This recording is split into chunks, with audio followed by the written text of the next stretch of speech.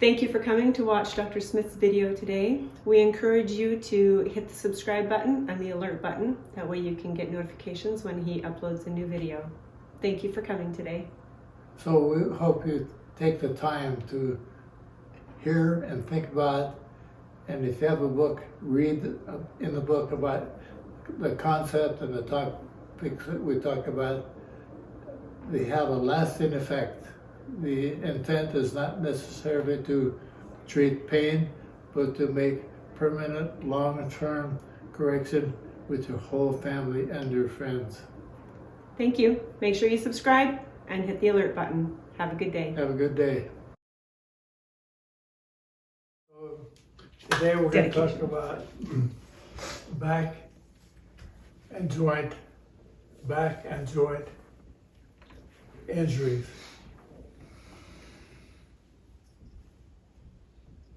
I would like to tell you, first of all, in the body, this is not on the test, but in the body you have about 360 joints. That's where a bone is touching another bone. You have about 800 ligaments. Ligaments hold bone to bone. So sometimes you have bone to bone and no joint. But you have about 360 movable parts where one bone moves in relationship to another bone. In the body, there are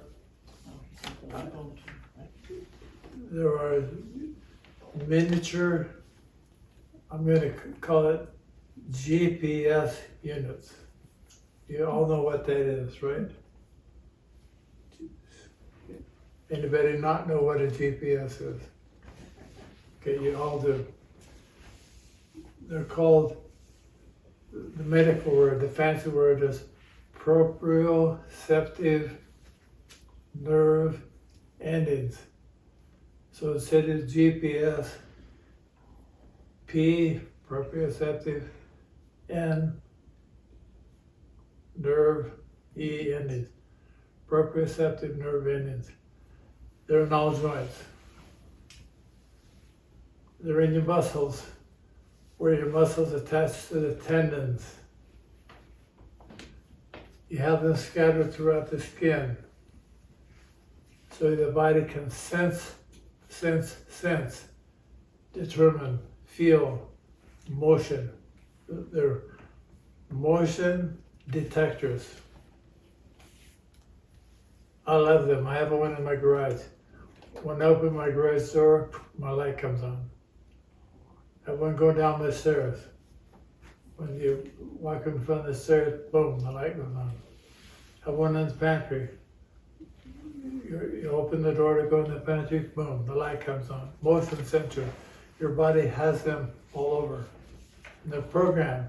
I can program them for different times to shut off. You have them in your body to tell you where your body parts are. When you have a joint trauma, you have a joint injury, the programming can be skewed. A young person would say screwed. Old person would say altered, modified, changed. So it's possible for you to have an injury to a joint, maybe the foot, ankle, knee, hip, back, neck, shoulder, it doesn't matter, head. You can have a joint injury and changes the setting. For example, some people have the head tipped aside. Some people have a head forward. I examined a lady yesterday who had pelvis torqued. Her shoulders were off. I took a picture of her walking, and they showed her the picture. And she said, wow, I didn't know I moved like that. I'm really crooked. So I put her on the T-zone, had her look in the mirror, and when the body started to move, the body hunted for what? Balance. So it's self-corrected. Does the mirror help? Yes. If you have a T-zone, I encourage you to position it or get a mirror so when you stand on the machine, you can look and see what your body is doing. I'll tell you why I do that. I like to do that. In the clinic, we had a treadmill that we put athletes on. We'd have them get on and walk and then have them run. And they, like patients here, they wobble. They have a lot of knee and shoulder and arm issues. We put a TV screen in front of them so they could look at the TV. We put a camera behind them, which we turn it on, and they start moving, wobbling. We turn the TV on, turn the camera on, turn the TV on, and immediately, guess what they would do? Stop. Compensate. No, they would start correcting themselves automatically when they could see what was going on. So remember what I just said to you. A mirror in front of your T-zone will add value to the time you're on it.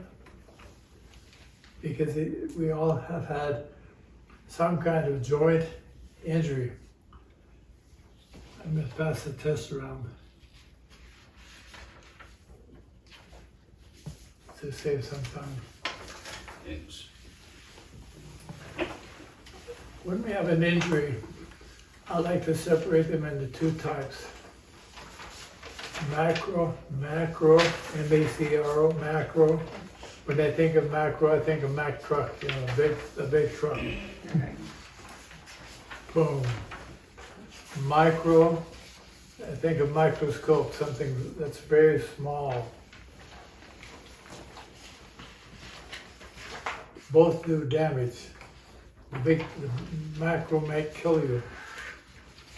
Micro will kill you for sure, but micro will kill you slowly over time. It's like like the story of the frog in the hot water. You have many micro traumas that add up to major drain on your body. Now, part of the reason we're having this class, and part of my intent, is to help each of you reduce the negative effects of both macro and micro trauma. I'm going to tell you a quick story about my first experience with the GPS. I rented a car in San Jose, California. I got from the airport, I got in the car and headed down the road to where I was going for the seminar. I thought I had a GPS map on the front. I'd never used one before. This was a long time ago. And I thought, this is cool. I'm driving along and I'm not in Idaho. There was traffic everywhere going fast. And I was kind of uptight. And I thought I was doing good, and then it started talking to me. It said, make a U-turn, turn left, make a U-turn. I'd missed the turn. Make a U-turn, I kept talking, make a U-turn. I said, okay, I'm gonna get it. I go back. It was trying to get me back on track. In your body, your body does the same thing. If you get misaligned, the body will do the best they can to compensate. Now they've upgraded. Now if I miss a turn with my car now, it will say redirected, recalculated. Have a couple options, you know. That's what the body does automatically.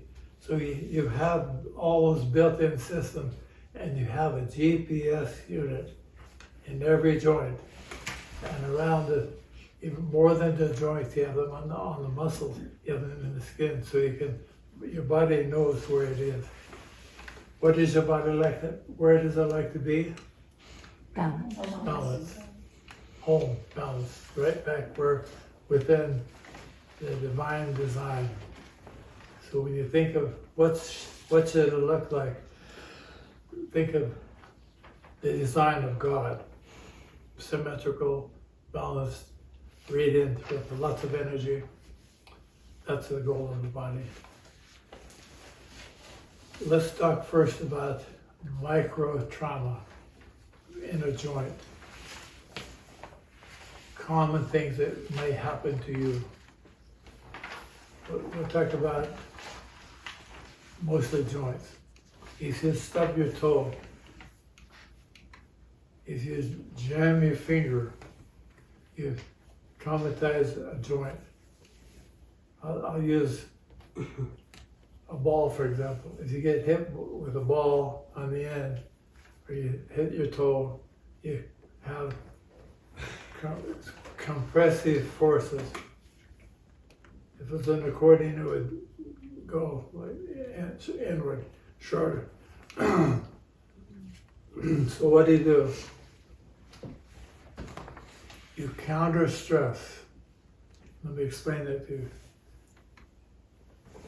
Thinking like the laws of physics. If I get hit by a ball going fast and it jammed, we use basketball. That happens to basketball players a lot. They get a finger jam. The immediate thing you can do is counter, meaning opposite. So you gently take that tissue, finger, toe, it doesn't matter. What do? You pull or push? Pull. How hard? Gently. Why? Damaged tissue if you. We have new tissue damage. We want to be gentle. We don't want to. So why do they do that when they think it's out of joint? Is there something different there beside, those give it a what? Rather than they don't pull gently, they just pull it quickly. I've done many joints that have been misaligned. They always heal faster if you don't do more damage. Now, can you do a good and bad by jerking, by snapping? Yeah, you do both. You reposition, but you also further traumatize the tissue that's already injured. If you work it slow and easy, that happens all the time, you'll hear a gentle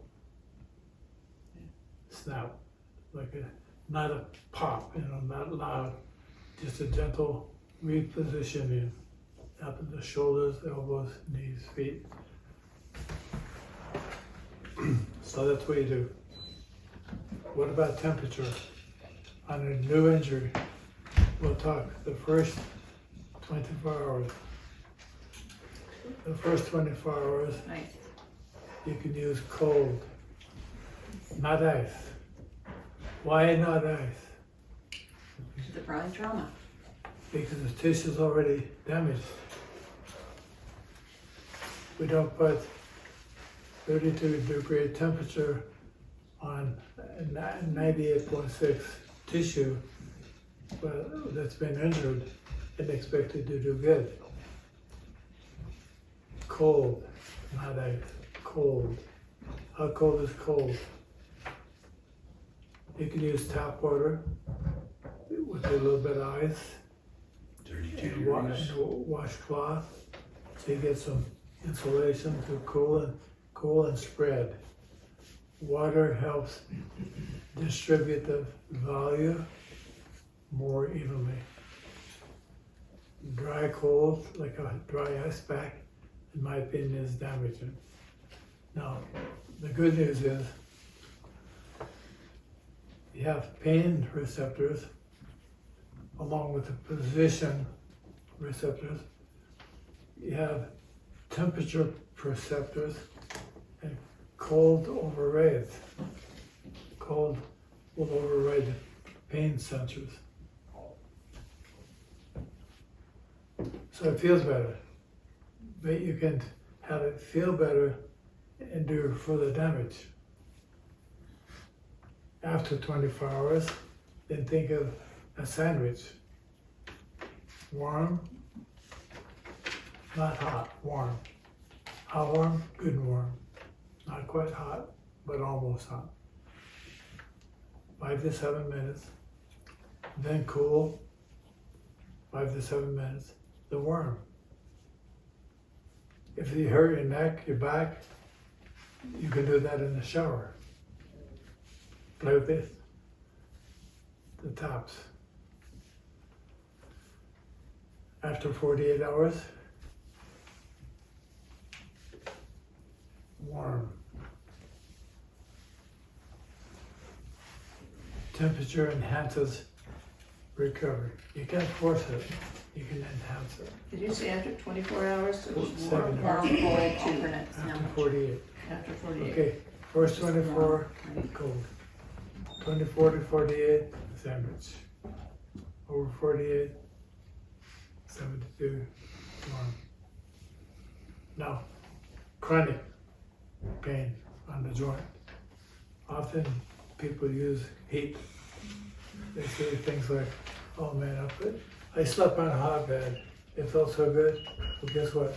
If you have heat on a joint, after the 72 hours, it feels good and you're making a chronic. You're making a chronic problem. That is something that probably would heal sooner if you hadn't pulled the blood.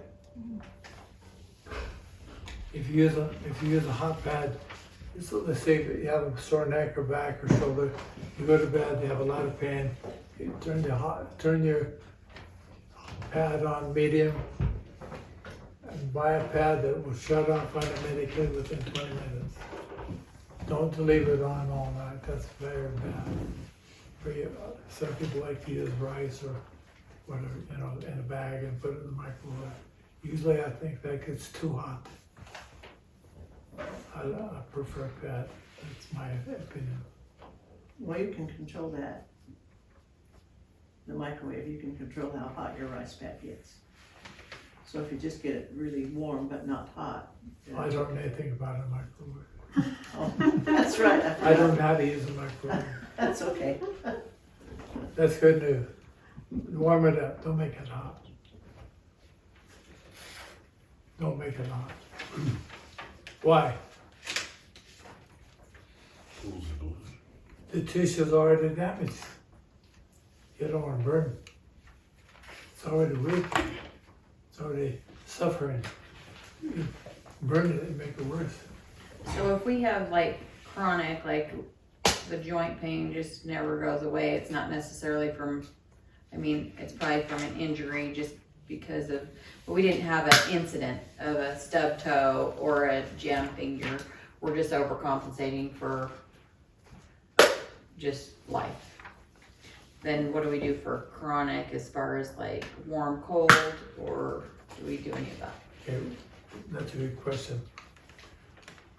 Chronic conditions, these call it life, is an indication of repetitive micro trauma. If it's not getting better, it's always lingering, comes up and down. That means you're overdoing the stress. You're overstressing the tissue. We're overdoing life. I had a lady yesterday who teaches kids something, I don't know what it is. And she came for her shoulder. She also said, oh, by the way, my low back gets really bad. So I asked her, what do you mean gets really bad? She said, well, on the days that I teach and I get real tired, it gets bad. So I slapped her, got down and said, okay, now listen to me. Don't get tired. Quit your job. And she said, I have to work. It's part of our income. I said, okay, if you continue doing what you're doing, you never get better, you're getting worse. So again, you need to make some kind of a change. And when she's in the room, she made the decision, well, I teach for 12 hours. What it could do is break it up and do 2 days of less time. I said, do you think that would help? Oh yeah, I know that would help. I'm okay for 6 hours, you know, but at 9 or 10 or 11, I'm done, but I keep going. That's part of why we have the discussions, is to get the mind thinking and figuring things out, okay? So you say life. Who runs your life? You got rid of your kids. Somebody just overruns it to death. I haven't figured that out yet. Okay. I know several 2-year-old children that would help you. They know a word. They know a word that you use often. I use it now all the time. What is It it? says no. No. No. You're an adult. You can say, no, thank you. Not doing the dishes today, dang it. Thanks for inviting me. Thanks for the invitation, but no, thank you. Why? It's none of your business. Why? Why is it not that important? That's the decision. If I ask my wife why, Your daughter laughs.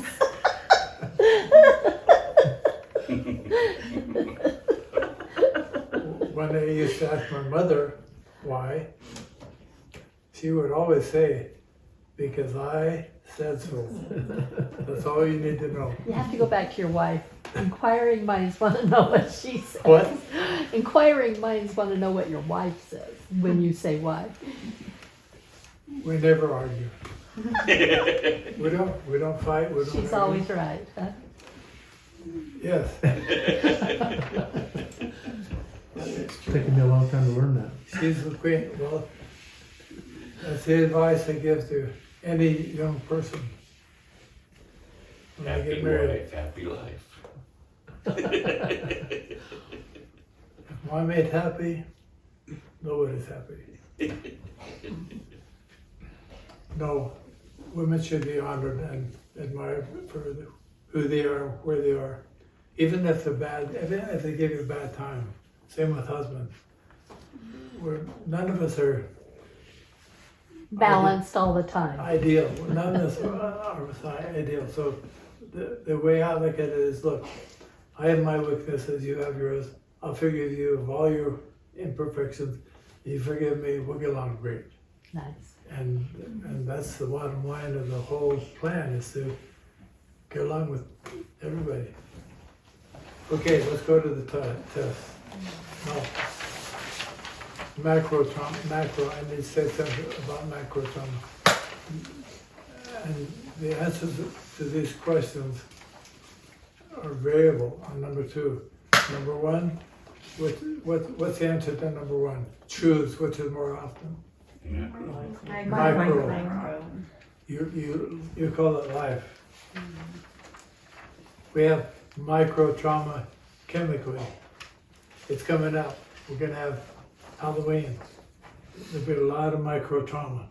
They're already marketing micro trauma in all the grocery stores. Sugar and food coloring. You got it. It's planned. The book says evil and conspiring men do and will exist. They're the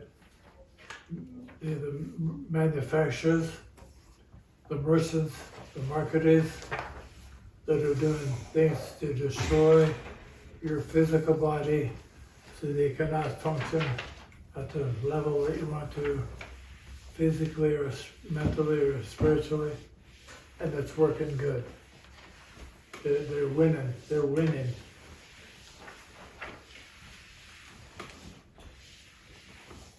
repetitive microtrauma. Number two, now again, there's not a right or wrong, and it's varies. Is the death of a family member a macro or micro? Macro. Well, it depends Could be on a who micro. it is. What? Could be micro. They've been laying in bed for 10 years. And on tubes, they can't do anything. They finally die. Whew. Good. That's a blessing. If you know, a 15-year-old kid and you do something stupid and you get killed on the sand dunes or with a snowmobile, macro trauma. It could be micro trauma to the family. What about missing a step? It's proven that if you're walking along a sidewalk and all of a sudden it drops 2 inches, you have more damage to the ankle, knee, hip, and foot than if you trip and you know you're going to fall and land. Your brain on the way down knows you're going to have an impact. You have less damage than if you just miss a step. Thanksgiving dinner. Depends on who comes. It depends on how much you eat or who wins the game. Speaking in church. That's major trauma. Macro. Depends on who you are. Depends on who you are, yeah. In my class yesterday, I was told, I enjoy that. So that person did. Ran at a stoplight. That's always macro, never micro. Why? You always get hurt worse than you think you did for a couple of reasons. One, because of the dynamics of the impact. You get, as the spine gets shoved forward, you have shearing. As the head jerks back, you have whipping. You have the negative effect of the extension, flexion. You didn't know what's coming. Total surprise, like a misstep. That's always macro trauma. Vacuum in the car. Cleaning the bathroom. Depends on if you slip. Fall in the toilet. 4 hours in the garden. Now see, that's the variable. That's macro For for Betty, that's therapy, right? That's repetitive microtherapy. She's smart, she works the circumstances. slow, careful, lays on the earth and gets the earth, goes in the T-zone, gets realigned. But if you're not used to it, macro. Parking lot crash. Again, parking lot crash is always macro. Some of the patients that I've treated that took a long time to heal had a low speed crash in the parking lot. Again, it was total surprise. No warning, no preparation, boom. The car didn't bend. What happens when the car doesn't bend? You do. The occupant gets more damage. You do. You get bent like a car. You get sprung. No. When we took x-rays, we could measure the amount of, I don't know if there's a real word, but sprungness. Because we measured in millimeters. If you get hit from the right, the body will spring. So when we take an x-ray of you sitting down, your body's going to be over here. You may stand up and come back part way. That's what we do, sitting and standing. But now when you go to the hospital, they lay you down. So now you're in a completely different position than you were at the time of trauma. So it doesn't show the springing. All they're looking for is bleed and broken bones. Yeah. Yeah, they don't see those. Food combinations. Could be both. Now, let me make a comment about our joint injuries and doctors and pain. We live in a very fortunate time where we have a lot of ability to assess tissue, like the CAT scan, MRI, etc., X-ray, etc. You're far better off to get examined and learn what you can learn, because the more you know, the better you can be treated. Okay. Number two, going back to number one, before number one. The number one reason people go to the hospital is low back pain. If you hurt your low back and went to the hospital, what two things would you get? X-ray. What? An X-ray. You might get an X-ray. What are you going to send you home with? Prescription for it. Painkiller. Pain pill and what else? Muscle relaxer. Muscle relaxer. Two things. Let's talk about those for just a minute. One of the first things your body is going to do by divine design is sprint itself the best it can to prevent further damage. How does it do that? Muscle spasm. Why the pain? So you don't use it? So you don't do that. Don't do that. The body will tell you what not to do. The night I fell and broke my hip, my body said, you did something really bad. The pain was excruciating. Basically, it told my body, don't be moving your hip. Make long story short, after finding out how it cracked and what really was going on, I'm in the hospital. They wanted to do surgery or not, and we decided no, we just let it heal. They wanted to load me up on pain pills so that it didn't hurt. No, I knew why it hurt. I earned it. I deserved it. I deserved what I got. And I thought, as a patient, if I took pain pills and it takes away all the pain, I'll probably walk the halls and do more damage. I don't want to do that. So don't give me pain pills. If it hurts worse to do something, I won't do it. I'll just spend more time allowing my body to heal. Do you recommend pain pills if it's not allowing you to rest? If the pain's so much, if it's not allowing you to sleep or rest? Yes. What about a muscle relaxer if you can't sleep or that's You take the just, brace off at night? I don't know, I haven't had a brace. This is precaution. I'm just learning. I have never had pain pills or any of that. I would take a muscle relaxer. I have taken muscle relaxer. Okay. If I take a muscle relaxer and I poop in the bed because my sphincter's relaxed, and you say, no, these muscle relaxers are smart. Why? They only relax the muscles That are tense. that are sore. Yeah. No, they do it all. They relax everything. That would have to be a mighty strong muscle relaxer. Depends on the patient. Some patients have low tolerance. Why? They wasted it doing life. But are there some times that it needs to relax because it's doing damage in the spasm, in the, you know what I'm saying, or Like the no? body hurt itself. Yeah, like it's over repetitive trauma because it just won't relax. Is that?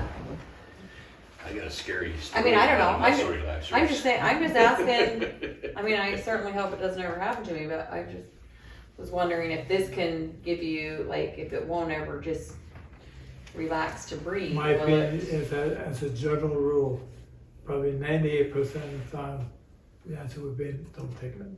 There may be an occasion where you need, we're going to say something. You know, I got a really scary story about a muscle relaxer, but I can share some other time. Okay, I As an have a airline life pilot, experience. right? When I broke my back, I could not relax at all. Yeah. If I was in the wrong position or bent or go to stand up or whatever. So I took a muscle relaxant so I could sleep and rest. And it was a small one, and I diminished it as the need decreased. Yeah. And it's the only Yeah, way and you that I would do could it move. again. It's the only way I could function. Yeah, and you would do it again, Mhm. and that's fine. What's the difference between ibuprofen and a muscle relaxant? I understand what they do, but in the body, are they basically having the same problem, causing the same problem in the body? A muscle relaxer or ibuprofen. Does a muscle relaxer do something with inflammation? Doesn't ibuprofen take away some inflammation? And Painkiller. does a muscle relaxer do the same? One of my major weaknesses is I'm not a pharmacist. Oh, I thought you knew everything. No, I choose not to go into that area. Why? I trust the body more. Okay, Totally more. so the past year, I don't have a day unless I take ibuprofen, 4 every morning. And then by night, it's all gone and I hurt all night long. So you trade in one problem for another problem. So don't take the ibuprofen and what? You see? Well, I can't function. Well, then go to bed. Okay. See, He knows how to order food. I would like to encourage you to give yourself permission to heal. Thank you. Okay? How do you think I felt when I'm laying in bed? Because I can't move I shouldn't move my hip. I need to keep the weight off my hip for 6 to 8 weeks to allow the bone to heal. And my wife comes in with a list. Honeydew. And they say, right now I'm busy healing. Okay? Now, what I've told a few men recently that have done things that hurt them, like tip a tractor over, I said, milk it as long as you can. Because you need the time to heal.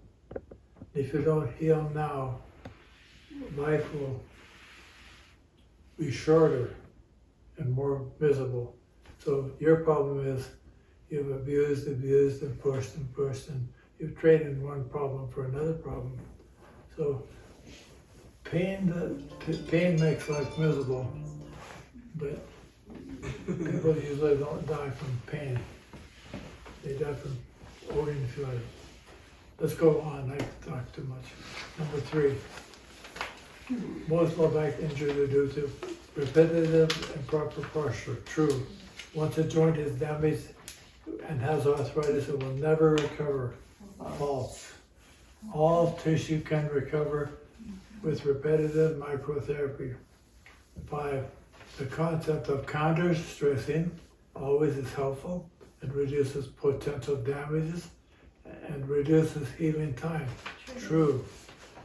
8. The negative effects of either back or joint injury often are multiplied and intensified due to overuse of the weakened tissue and the costs of compensation.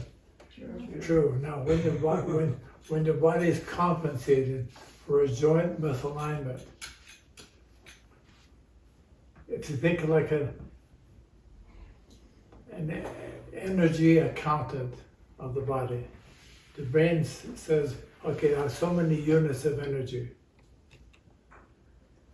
I need to digest food. I need to clean the blood with the kidneys and the lungs. You need to see and hear and think and do stuff with the brain. And now you've spent this much energy, and now you want to go play pickleball. Some of you know what that is. and you want to use this much. Now you have a negative energy. What does that mean? That means you're going downhill. You've created an energy debt. You're in the hole. You're getting worse. Okay? I checked one of my wife's friends last night. Her blood pressure dropped more than 20 when she stood up. More than 20. She's 72. The bad news is that she's on her way down. She's dying slowly. Very good lady. And I asked her, are you ready to go? Are you ready to leave? She said, you mean die? I said, yeah, that's what I mean. She said, well, I'll be okay with God, but I have a lot of fabric. She's a sewer. Yes. I'd like to use up the fabric first. Well, then we need to make some changes. 7, having head forward posture is a major cause of joint pain in the neck and back. True. 8, normal legs and posture always subtracts from the accumulated negative effects. You can underline that. The accumulated negative effects of aberrant motion, that means wobble and poor posture. Anytime you're sanding the T-zone for 1 minute, 2 minutes, 3 minutes, That's it. you help the body. Even that little tiny help. Number 9, joint injuries. You can read that. All that tissue is involved, and the answer is true. Number 10, once injured, how long does it take a joint to remodel or repair? 2 weeks? 12 weeks? A year? More than a year. Yes. To get recovery, it takes a long time. Why? Because it involves all the tissue that's listed in number 9. Number 11 is true. Number 12, trick question. Muscles always feel better when kept immobile, while tendons and ligaments do best when they're kept mobile. Totally false. Exactly opposite. Why? Muscles are highly vascular and like to be moved gently within tissue tolerance. Ligaments always heal best if they're not moved. Tendons move very minimally. The 13, when back and joint pain is a 5 to 6 on a 0 to 10 scale, is usually best to rest and allow the time for normal repair mechanism to occur. No. True. Okay, Yeah. one more concept. No, we're on overtime now, so this is extra value. Let's say that this represents my arm and the elbow. We have an injury. Most injuries occur at the end of the motion. Okay? They don't occur in here. They occur when they go to the extreme end of the motion. What about therapy?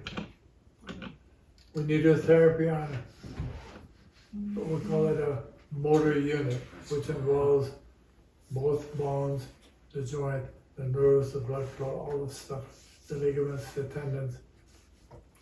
The greatest value is that not here.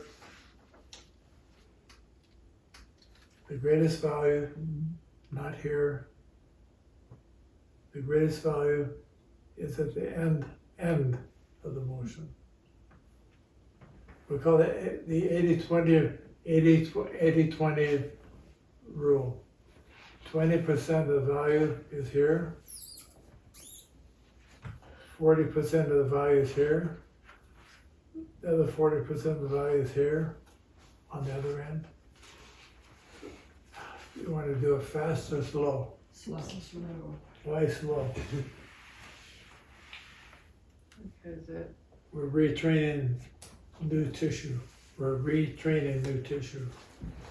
So the foot flutter is a slow Yeah. Yes, movement. for the knee. When you do the foot with the book, I don't move my knee. you don't move your knees. That's right. But when you do the foot flutter with the The book ligaments. between your knees, you move everything all the way up the leg and then the hip. Thank you, You're retraining the new tissue. thank you. You can change a crooked leg and a bad foot by doing that exercise. Over time, the knee was gradually straight, gradually. And then the T-zone, when you do slow circles, you're doing the same thing but better, more, because you have weight on it. What is the slow circle thing on the T-zone? What? An ice cream cone. The slow, It's like a hula hoop to strengthen the knees, to rebuild the knees. We just stand on the T-zone, bend them slightly, do slow circles, 3 times clockwise, 3 times counterclockwise, often. If you go too wide, too far, too fast, too wide, you did damage. Okay? okay. So, but I wait until you tell me to do that on the T-zone, because you just have me Not doing, yet. An ice cream cone. You still- Just put your feet together and just I have a question. So I did something and kind of flared up my lower back. So is it good to sit on the T-zone? I'm doing the sacral slide and T-zone, but how about sitting if it hurts? Sitting is always good on the T-zone. Always good. If you do, make sure your lumbar curve is arched forward. Pubis down, Okay. chest up. Somebody should be able to put their hand on your low back and have it rounded. Okay. Don't go like that. Good question.